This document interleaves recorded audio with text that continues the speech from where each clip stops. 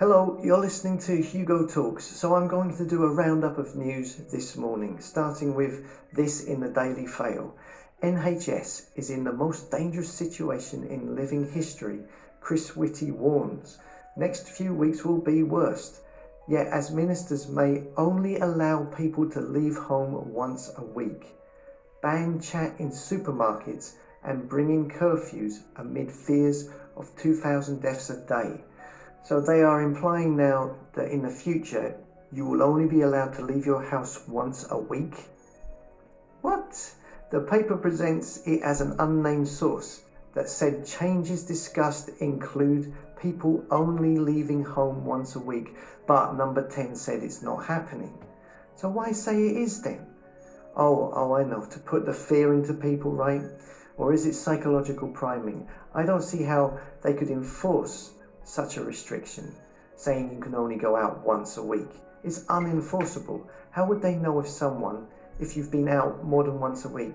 To even attempt to do that, you would have the police stopping everyone outside and verifying their details, have them recorded into a database. They just don't have the manpower to do that. It's impossible. So it's an empty threat, in my opinion. But bear in mind, if you end up in the future with health passports, digital IDs and barcodes on your app, which allow you to go in and out of businesses, pubs, your workplace, events, etc., which we all know they want to bring in, then such a law would be infinitely more easier to enforce.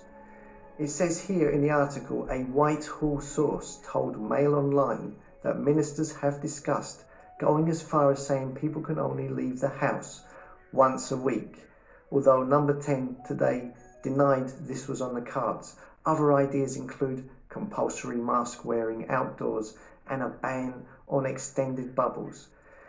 See how stupid that first part is? A source, they say, an unnamed source, a mystery person, told the Daily Fail that ministers discussed people can only leave the house once a week, but the government have denied that this is on the cards. So then why does the paper mention it in the first place? It's been denied, yet you still mention it.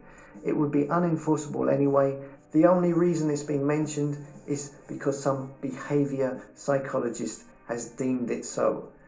Meanwhile, while we have an economy in freefall, people losing the plot from suffering from cabin fever, businesses going bankrupt in record numbers, unemployment figures increasing in record numbers, all this is going on, and here we have the UK future king in waiting, Prince Charles, Prince the Great Reset Charles, out and about, and what is he doing? He's out trying to raise money for the environment, and by the sounds of it, going down the Great Reset road. It says here in the Daily Fail, Prince Charles calls for urgent action as he launches ambitious 7.3 billion Earth Charter plan to put green issues at heart of global post-pandemic recovery. Remember to build back better now, everyone. It says here, Prince of Wales is launching a recovery plan to help right broken green promises, a senior royal source said. The Prince sees the Charter as a pivotal moment. Those to sign up include Bank of America, AstraZeneca, Schroders and HSBC. So here's Prince Charles. He's out launching a 7.3 billion Earth Charter to save the natural world, while the public of the UK are locked down, unable to open their businesses, unable to pay their mortgages, looking at the mother of all financial collapses coming to you sometime this year or early next year, and he is out talking about the Earth Charter, which he says here is designed to give fundamental rights and values back to nature. So never mind the people, let's save some trees. This all sounds very World Economic Forum Great Reset to me. Let me guess, these new laws of this Earth Charter, will they include any of the things that Charles likes doing the most? Like such as the copious use of private jets, skiing holidays, flying thousands of miles to attend all expenses paid climate conferences, hunting, chauffeur-driven cars, and insulating royal palaces. No, I don't think they will. I don't think he's going to stop doing that anytime soon. The Earth Charter, also called the Terra Carta, its name taken from the Magna Carta, is a set of rules, like a 10 Commandments, or something comes across a bit like those Georgia Guidestones, but without the population bit. In other news, I see that Parler has now been completely obliterated and removed from servers. You go to the website, there's nothing there. It says here in Wall Street Journal, Parler goes dark after Amazon kicks site off its servers. Move reflects growing efforts by big technology companies to restrict content they label as dangerous. Social media service Parler vanished just before midnight Sunday Pacific time when Amazon.com followed through on its threat to stop hosting the public messaging platform that has exploded in popularity among supporters of Trump. The effective disappearance of Parler shows the growing breadth and effect of efforts by big technology companies to restrict content they label as dangerous after last week's mob attack on the US Capitol. Amazon had said in a letter to Parler over the weekend that it had seen a steady increase in unsuitable content on the site and said Parler's efforts to remove it were inadequate. So this shows that in the blink of an eye, a whole social media platform can be removed, obliterated. They say this is about the content, but I can find loads of dangerous and offensive content on Twitter as well, and on Facebook if I go looking for it.